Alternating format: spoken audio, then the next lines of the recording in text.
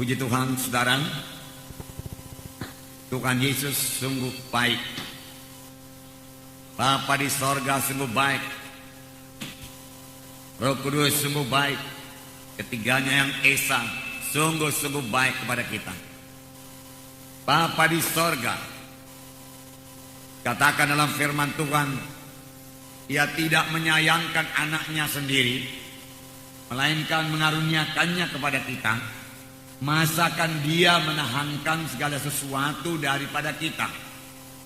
Itu Roma 8 ayat 32, di mana dikatakan, Ia yang tidak menyayangkan anaknya sendiri, tetapi yang menyerahkannya bagi kita semua, bagaimanakah mungkin Ia tidak mengaruniakan segala sesuatu kepada kita bersama-sama dengan Dia?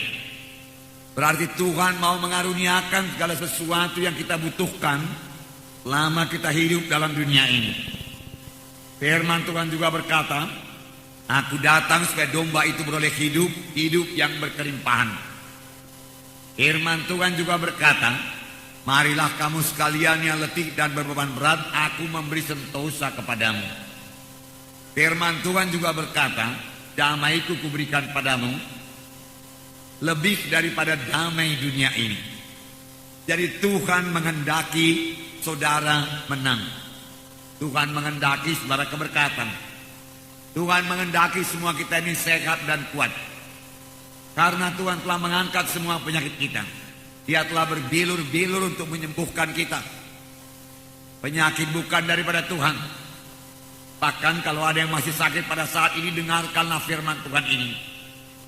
Dengarkan sungguh-sungguh dan berdoa sungguh-sungguh dan percayai sungguh-sungguh, maka Tuhan pasti menyembuhkan saudara. Sebab itu sudah tertulis dalam janjinya. Tuhan menghendaki saudara keberkatan, berhasil dalam dunia ini. Tetapi juga Tuhan menghendaki supaya kita semua ini bertumbuh dalam Tuhan, bertambah-tambah dewasa, dibentuk terus menjadi bertambah hari bertambah serupa dengan gambaran anaknya yang kekasih, yaitu bertambah hari bertambah serupa dengan Yesus. Firman Tuhan menghendaki demikian, terutama dalam hal karakter kita. Kita meninggalkan semua kehendak daging dalam hidup kita. Kecemaran, percabulan, hawa nafsu tinggalkan semua. Penyembahan berhala, perseteruan tinggalkan semua. Mementingkan diri sendiri tinggalkan semua.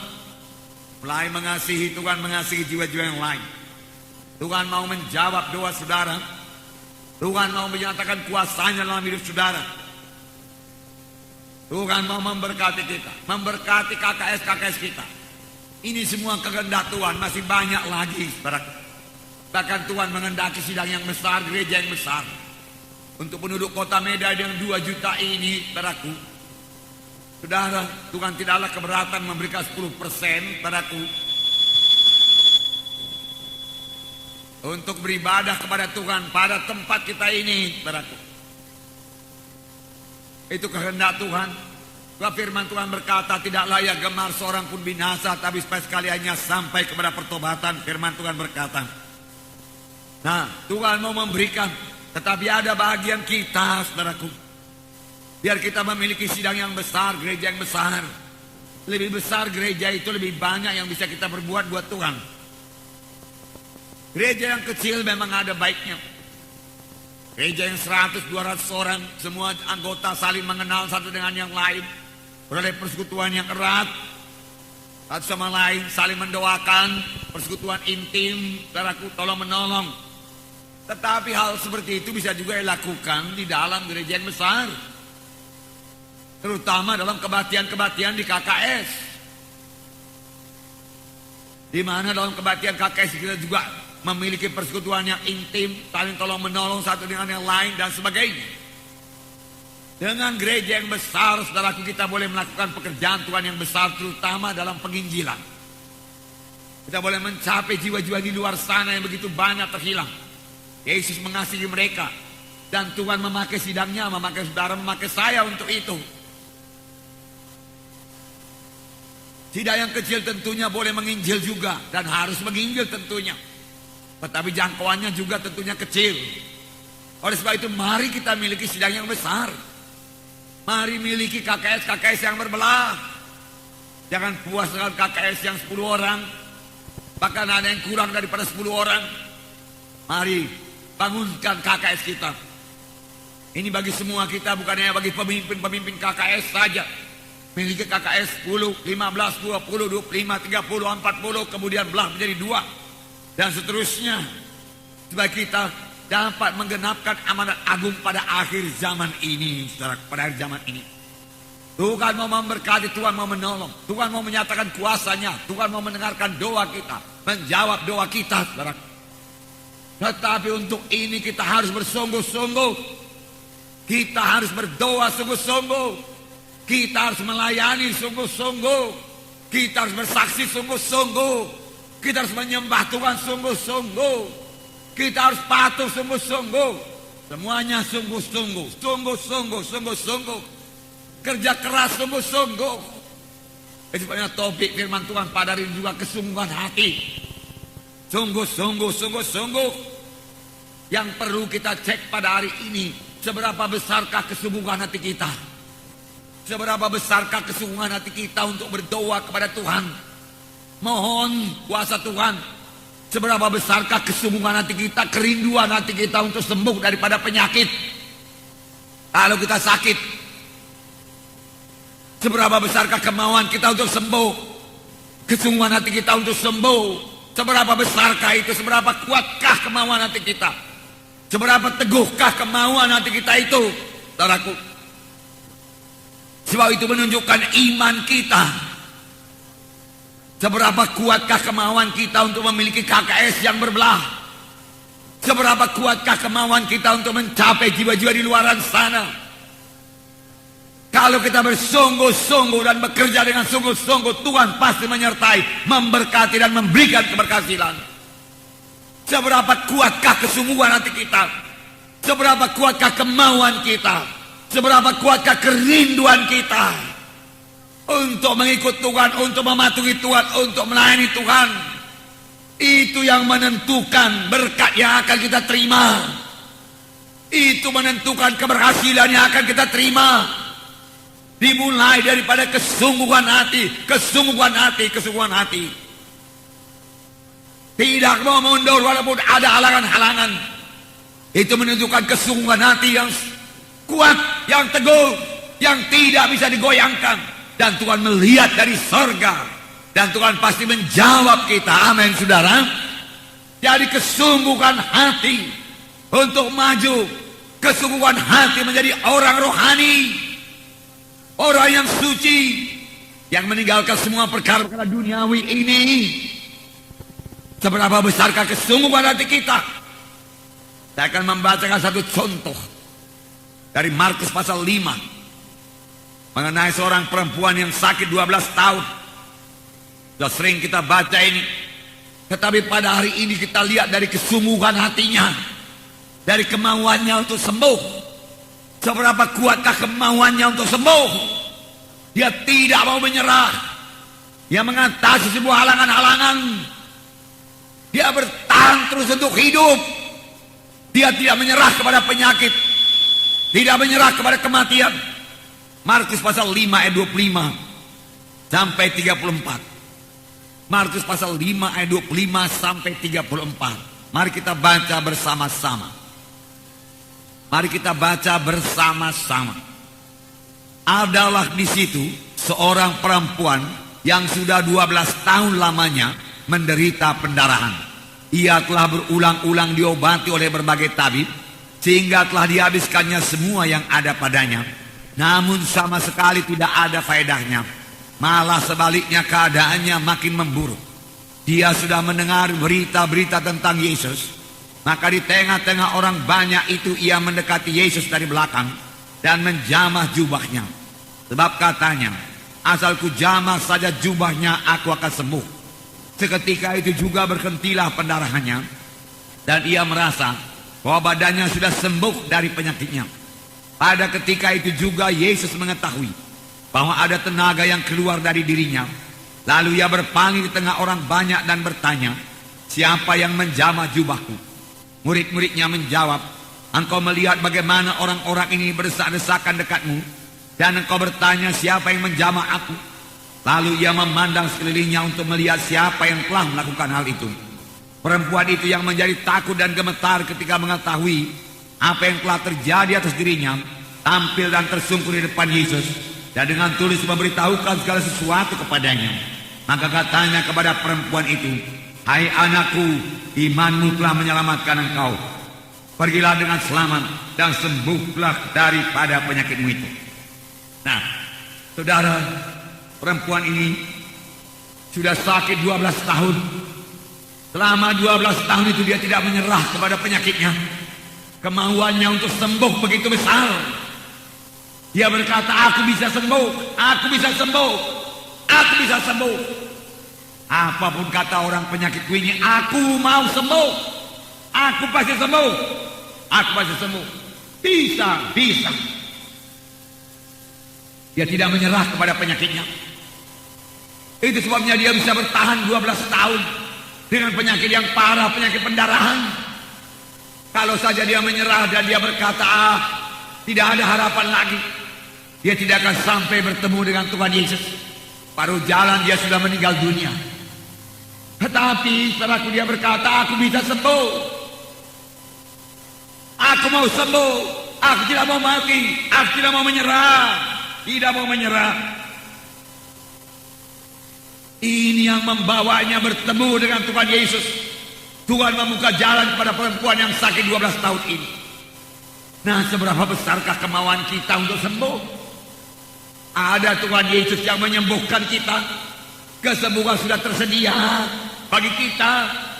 Tuhan hanya minta iman kita, iman yang sungguh-sungguh percaya kepadanya. Tuhan hanya minta kesungguhan hati kita untuk mengikut Tuhan dan menyerahkan diri kita kepadanya. Maka kesembuhan akan menjadi milik kita. Begitu banyaknya penyakit pada zaman sekarang ini, saudaraku. Banyak sekali orang sakit. Alangkah baiknya kalau orang-orang sakit itu tahu berserah dan bersandar kepada Tuhan, tahu percaya dengan sungguh-sungguh kepada Tuhan, dan berdoa dengan sungguh-sungguh kepada Tuhan. Maka saya yakin seturut dengan Alkitab, Tuhan akan menyembuhkan dia. Amin. Tuhan akan menyembuhkan. Sebab itu janji Tuhan. Janji Tuhan itu bagi saudara, janji Tuhan itu bagi saya, saudaraku. Seberapa besar kerinduan kita, seberapa besar kerinduan saudara untuk memenangkan jiwa buat Tuhan. Bukan Tuhan yang tidak mau memberi, bukan Tuhan yang tidak mau memberi jiwa-jiwa untuk diselamatkan, tapi apakah kita rindu jiwa-jiwa itu selamat? Sudahkah kita berdoa sungguh-sungguh supaya kita bisa membawa jiwa-jiwa kepada keselamatan? Sudahkah kita berdoa sungguh-sungguh supaya pada hari Minggu kita membawa jiwa-jiwa? Tidak ada padamu karena kamu tidak berdoa. Kamu berdoa juga, tetapi tidak sungguh-sungguh. Tuhan mencari orang yang bersungguh-sungguh. Para pemimpin KKS, seberapa besarkah kerinduan saudara supaya KKS saudara berbelah? Kalau saudara memang sungguh-sungguh rindu, sungguh-sungguh, dan mohon dengan sungguh-sungguh, tak dapat tiada Tuhan akan mengirimkan jiwa-jiwa. Atau Tuhan memberikan hikmat kebijaksanaan kepada saudara. Langkah-langkah apa, tindakan-tindakan apa yang terus ambil supaya KKS saudara itu bisa berbelah. Setelah saudara merindukannya dengan sungguh-sungguh.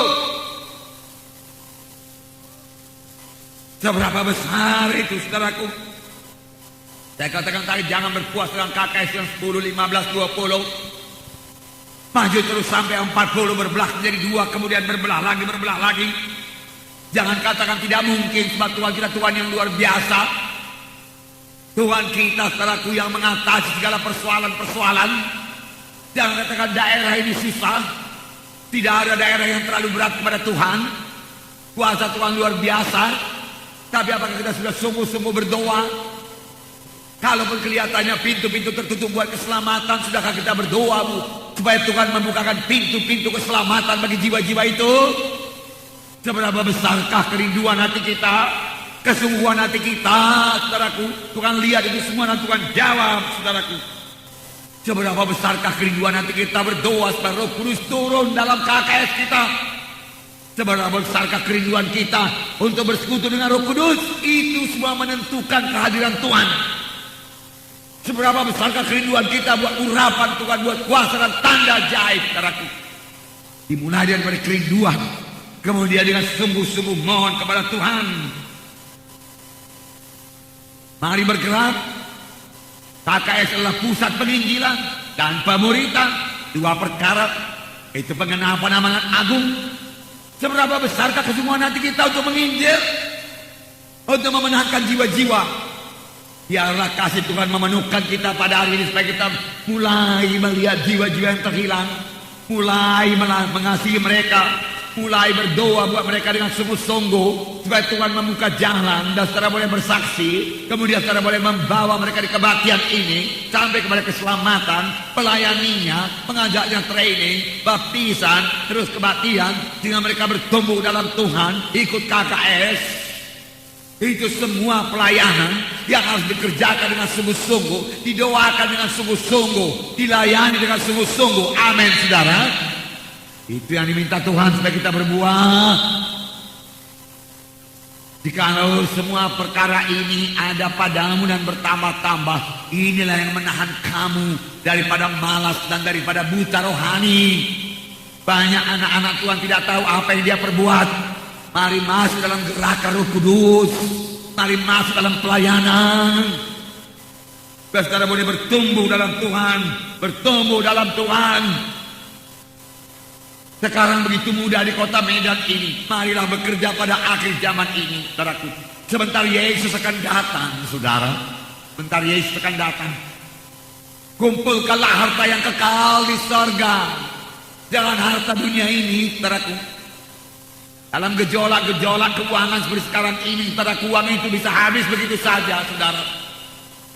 Tetapi kalau kita mengumpulkan harta yang kekal, kita mengumpulkan pahala-pahala di sorga, doa kita kumpulkan, air mata kita terkumpul di sorga, pelayanan kita dikumpulkan di sorga, itulah yang paling baik, yang akan menjadi berkat bagi kita selama-lamanya. Amin, saudara. Cari perkara-perkara di atas, pikirkan perkara-perkara di atas. Yesus akan datang. Dunia ini tidak akan bertambah baik, saudaraku. Akan bertambah-tambah sukar untuk mengabarkan Injil Tuhan. Oleh sebab itu mari kita bergerak dengan cepat. Masih banyak jiwa-jiwa perlu diselamatkan. Saudara tentunya sudah mengetahui bahwasanya hanya Yesus jalan keselamatan. Tidak ada yang lain. Tuhan sendiri berkata, akulah jalan dan kebenaran dan hidup.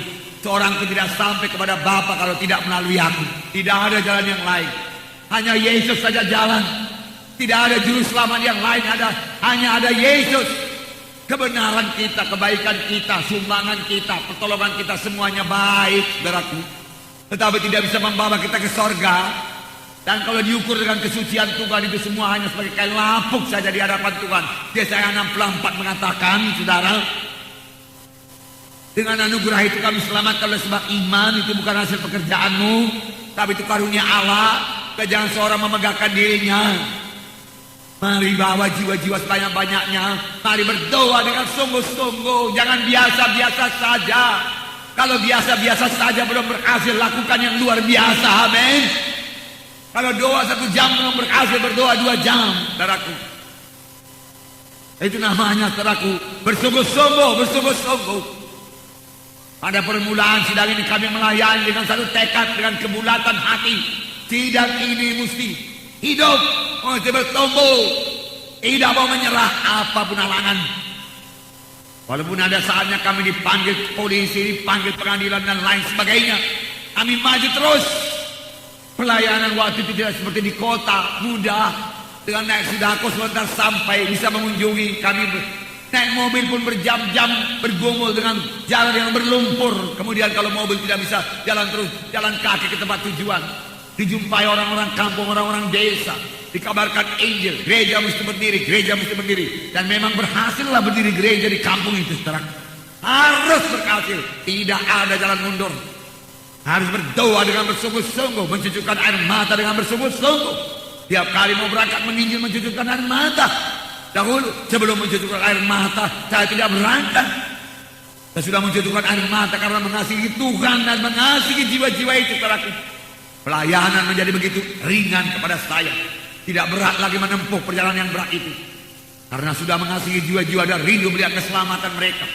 bertahun-tahun. Saudaraku demikian, saudara, sekitar 14 tahun, saudara. Dan gereja-gereja di desa berdiri. Lalu mulai muncul gereja kemenangan iman Indonesia yang sama sekali di Medan tidak dikenal pada waktu itu, saudara. Sebelum kita masuk ke Medan, tahukah saudara bahwasanya kita masuk ke Medan untuk gereja kemenangan iman Indonesia baru 10 tahun yang lalu? Sebelum itu selama 7 tahun hanya I Care di Sima Concern, di gedung keluarga Simatupang, saudaraku, yang sekarang jadi Prismat itu, saudara. 7 tahun kita kebaktian di situ. Banyak jiwa dia selamatkan yang menyebar ke seluruh Indonesia ini. Sehingga kemana saja saya pergi KKR, saudaraku, sampai ke Kupang sana, di Balikpapan lah, saudaraku, di Pontianak, saudara, tetap berjumpa dengan anak-anak I Care yang dulu yang saya selamat dalam pelayanan Bapak. Terima kasih Pak. Saya sekarang di gereja ini, oke, maju terus. Saya katakan layani terus. Tidak ada yang sia-sia kalau kita melayani dengan sungguh. Amin, saudara. Sungguh. Sekarang di kota muda dibanding dengan ke desa-desa, saudaraku, alangkah mudahnya melayani di kota. Semua pengangkutan cukup, saudaraku. Bahkan kalau saudara lapar sebentar bisa, saudaraku, makan di luar. Kalau ke desa mau makan apa, saudara? Kami pernah sekali pulang dari desa, malam gak bisa pulang, jadi kami menginap, saudara. Tadi pagi, saudaraku, yang punya rumah juga cukup miskin, dia sendiri pun tidak makan, saudara. Jadi kami pun pulang tanpa makan pagi-pagi, berjalan kira-kira 2 jam untuk mencapai mobil. Jadi apakah yang kami makan, saudara? Ada tebunya. Beberapa rumput di luar, saudara, masing-masing kami ambil 1 batang, saudara. Pisau juga tidak ada. Lalu dengan kulit-kulitnya semua digigit sepanjang jalan, saudara. Alangkah nikmatnya, saudara. Rupanya karena tebu itu mengandung gula, memberikan kekuatan kepada kami semua untuk berjalan selama 2 jam itu, saudara. Menikmati tebu itu dan sampai ke mobil, puji Tuhan. Semuanya diberikan Tuhan yang terbaik. Tuhan tidak pernah meninggalkan. Amin, saudara. Nah, begitulah penginjilan pada waktu itu untuk memenangkan jiwa-jiwa. Tetapi gereja berdiri. Anak-anak Tuhan teguh sampai sekarang, puji Tuhan. Firman Tuhan tidak kembali dengan kosong. Rindukah saudara urapan, berdoa dengan sungguh-sungguh? Rindukah hikmat, berdoa dengan sungguh-sungguh? Baca Alkitab dengan sungguh-sungguh? Rindukah kuasa dan tanda ajaib, berdoa dengan sungguh-sungguh? Dengan sungguh-sungguh. Jangan asal berdoa saja. Saya percaya di sini ada beberapa orang alumni. Kami akan segera mengirimkan saudara untuk membuka kota-kota. Kita sudah ada di 18 provinsi di Indonesia ini. Tinggal 9 provinsi lagi. Jadi kalau provinsinya, ibu kotanya, saudaraku, hanya dalam tempo beberapa bulan ini selesailah semua seluruh Indonesia. Tetapi haleluya. Tetapi maksud kita, saudaraku, sebelum selesai tahun 2000, bukan hanya ibu kota provinsi yang sudah kita masuki, saudara. Seluruh ibu kota kabupaten di seluruh Indonesia ini sudah kita masuki. Amin.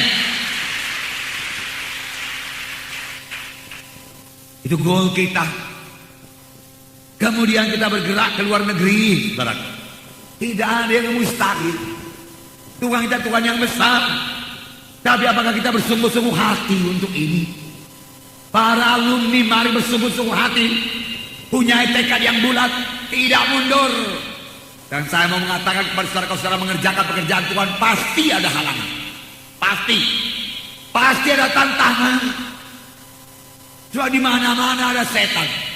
Setan tidak akan pernah membiarkan, saudaraku, anak buahnya atau jiwa-jiwa yang belum selamat itu menjadi selamat dengan begitu-begitu saja. Oh, silakanlah Pak Pendeta Munja datang kemari, ini banyak jiwa-jiwa belum selamat, silakanlah kabarkan Injil, saya berikan ini untuk keselamatan. Nggak ada setan yang berkata demikian.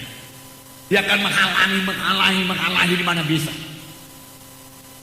Tetapi Roh Kudus yang ada pada kita lebih besar daripada segala roh jahat dalam dunia ini. Amin. Yang lebih besar. Tuhan menentukan kita lebih daripada pemenang-pemenang. Mari kita kerjakan dengan segenap hati kita, amin. Para alumni, tidak ada dalam kamu saudara untuk mundur. Tidak ada. Tidak ada menoleh ke belakang. Tempuh terus. Apakah sudah ditempatkan di kota atau di desa, kerjakan pekerjaan Tuhan dengan setia, dengan mengasihi Tuhan, mengasihi jiwa-jiwa itu. Bangun kerajaan Tuhan. Inilah waktunya untuk bersungguh-sungguh, saudara. Nah, sama sebagaimana perempuan yang sakit 12 tahun ini, dia tidak menyerah. Dia berkata, aku bisa sembuh. Aku bisa sembuh. Aku mesti sembuh. Ini bukan roh yang menyombongkan diri. Ini adalah roh yang punya iman. Dia punya visi, dia lihat dia sembuh. Punya visi. Dia lihat. Saya lihat gereja Kemenangan Iman Indonesia bersembah seluruh Indonesia. Itu bukan kesombongan, tapi itu gerakan daripada Tuhan untuk mendorong saya bekerja terus, kuat terus. Saya tidak mau menjadi lemah. Kau datang kelemahan kepada saya, sudah tahu apa saya perbuat, saya usir. Penyakit mencoba datang padaku, saya usir. Saya tidak mau terima engkau penyakit dalam nama Yesus. Keluar engkau dari saya dalam nama Yesus. Darah Yesus bungkuskan saya demi nama Yesus.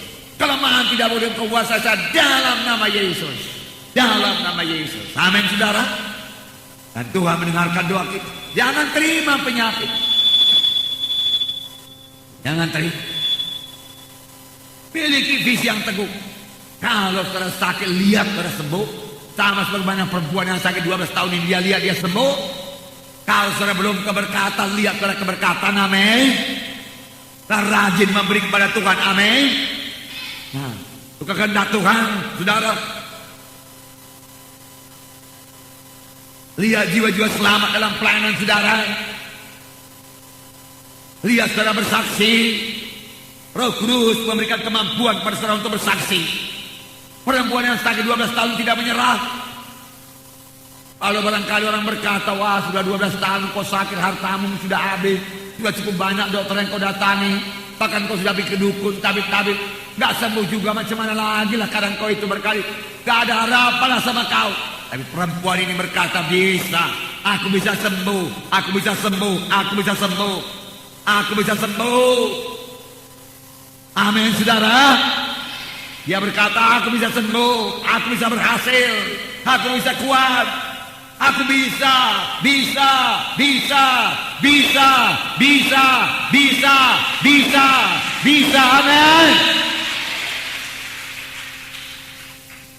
Itu akan mengubahkan hidup saudara. Itu akan mengubahkan hidup saudara. Apakah persoalan saudara, persoalan keluarga, anak-anak yang nakal, bisa diubahkan Tuhan, amin. Bisa. Firman Tuhan berkuasa, beri kepada dia firman Tuhan, taburkan firman Tuhan, firman Tuhan tidak kembali dan kosong, membentuk dia. Bisa. Tapi seberapa teguhkah kemauan saudara? Seberapa teguhkah kerinduan saudara? Seberapa teguhkah kesungguhan hati saudara? Ini yang menentukan. Saudara, perempuan ini mendengar berita-berita tentang Yesus. Tuhan membuka jalan, orang bersaksi kepadanya. Dia mendengar berita-berita tentang Yesus. Ini yang dibutuhkan dunia pada saat ini. Berbagai ragam berita sekarang dalam dunia ini. Berita bohong, berita gosip, berita fitnah, segala macam. Hanya satu berita yang membawa kepada keselamatan. Sayangnya sangat jarang diucapkan. Setan masih menutup mulut kita untuk jangan bicara tentang Yesus. Setan tidak keberatan kita bicara tentang apa saja, jangan bicara tentang Yesus. Berita-berita tentang Yesus. Sidang pertama memenuhi dunia ini dengan berita-berita tentang Yesus. Sidang zaman akhir jangan bungkam. Jangan bisu. Oh, saudara berkata saya tidak bisu. Saya tahu saudara tidak bisu. Saudara pandai cerita. Tapi bukan cerita tentang Yesus. Cerita apa? Cerita politik? Bisa. Ya, cerita yang lain bisa. Cerita Clinton pun bisa. Semua bisa. Hanya satu yang gak bisa, cerita Yesus. Bukankah itu lumpuh, saudaraku? Bukankah itu bisu rohani? Mari atasi kebisuan itu dengan penuh dengan Roh Kudus dan keberanian daripada Tuhan. Penuhkan rumah tangga kita dengan berita tentang Tuhan Yesus, dengan firman Tuhan. Penuhkan famili-famili kita, apalagi sudah mulai hari Natal, saudaraku. Selamat hari Natal. Sempatan mengunjungi mereka, mengabarkan Injil Tuhan yang berkuasa. Bawa traktat, saudaraku. Kabarkan Injil, bawa mereka keselamatan, doakan mereka. Ajak mereka, tanya mereka. Kalau di kampung itu belum ada GKI, mau kamu di sini ada GKI, kami akan datang, bawa Injil kemari. Beri laporan kepada kami, amin saudara. Kampung demi kampung mendengarkan Injil Tuhan. Tidak lama lagi Yesus datang. Supaya dia mendengar berita tentang Tuhan Yesus. Ini cerita yang kita baca Markus pasal 5. Markus pasal 1 apakah itu? Markus pasal 1 kesembuhan seorang, banyak orang disembuhkan. Markus pasal 1 ya, kesembuhan seorang yang sakit kusta. Markus pasal 1 ayat 40. Ayat 32 mulai saya baca dulu. Ayat 32, menjelang malam sudah matahari terbenam, dibawalah kepada Yesus semua orang yang menderita sakit dan kerasukan setan. Maka berkerumunlah seluruh penduduk kota di depan pintu. Ia menyembuhkan banyak orang yang menderita bermacam-macam penyakit dan mengusir banyak setan. Ia tidak memperbolehkan setan-setan itu berbicara, sebab mereka mengenal dia. Sini dikatakan, dibawalah kepada Yesus semua orang yang menderita sakit dan kerasukan setan. Maka berkerumunlah seluruh penduduk kota di depan pintu. Dan Tuhan menyembuhkan mereka semuanya. Untuk itulah Yesus datang. Yesus datang menyembuhkan saudara. Yesus datang menyembuhkan saudara. Jangan khawatir lagi akan penyakit saudara. Yesus mau menyembuhkan. Sungguh-sungguh berdoa, sungguh-sungguh percaya. Amin. Kemudian ayat 40, seorang yang sakit kusta datang kepada Yesus dan sambil berlutut di hadapannya ia memohon bantuannya, katanya, kalau engkau mau, engkau dapat mentahirkan aku. Maka tergeraklah hatinya oleh belas kasihan, lalu mengulurkan tangannya dan menjamah orang itu dan berkata kepadanya, aku mau, jadilah engkau tahir. Seketika itu juga lenyaplah penyakit kusta orang itu dan dia menjadi tahir. Aku mau, Tuhan berkata, untuk itulah aku datang. Jesus, dia katakan, Jesus, dia katakan, Tuhan Yesus, dia katakan. Seberapa banyak orang sakit berbuat demikian. Walaupun Injil sudah begini limpah dikabarkan.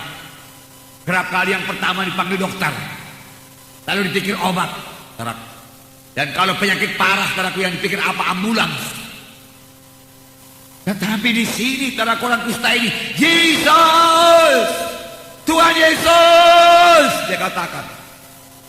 Berapa banyak orang sakit berbuat demikian.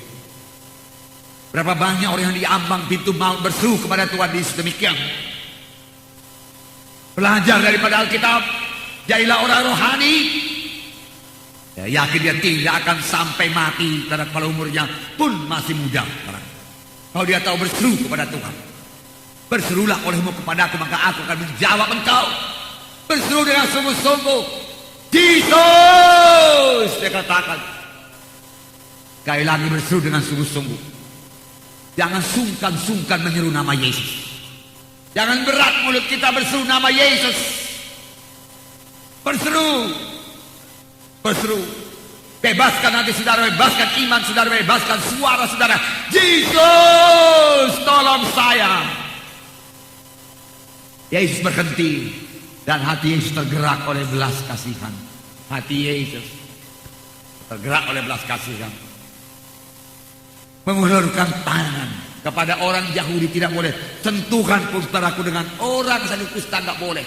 Najis, najis. Tapi Yesus mengulurkan tangannya. Aku mau jadilah engkau tahir. Ketika juga sembuhlah penyakit. Dalam ayat yang lain mengenai Bartimeus, berseru kepada Tuhan, Jesus anak Daud, tolong aku. Dan orang melarang dia, diam, jangan ribut.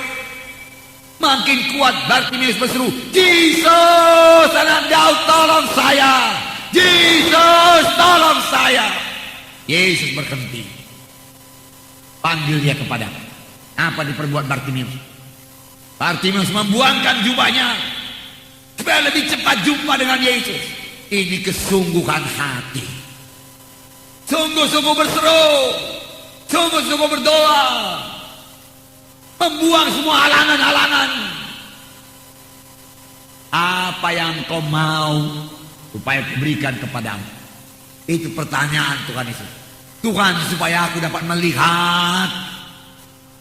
Kalau Tuhan Yesus bertanya kepada kita pada pagi hari ini, apa yang kau mau supaya kuberikan kepadamu? Adakah kerinduan hati kita yang sudah lama berada dalam hati kita? Adakah permohonan kita? Atau kita sudah berpuas begini-begini saja, biasa-biasa saja? Adakah permohonan kita? Itu sebabnya berkat Tuhan tidak turun, karena memang kerinduan kita pun biasa-biasa saja. Mengapa Bartimeus, saudaraku, tahu menjawab? Karena sudah lama dia doakan, lama dia rindukan. Banyaknya orang buta pada waktu itu, nggak semua disembuhkan. Nah, saudara yang kasih dalam nama Yesus punya kerinduan. Demikian juga untuk keselamatan. Sebenarnya banyak orang mau datang ke gereja kita ini, tapi kita tegas. Kalau mau datang bertobat, tinggalkan kegelapan. Tidak ada kompromi.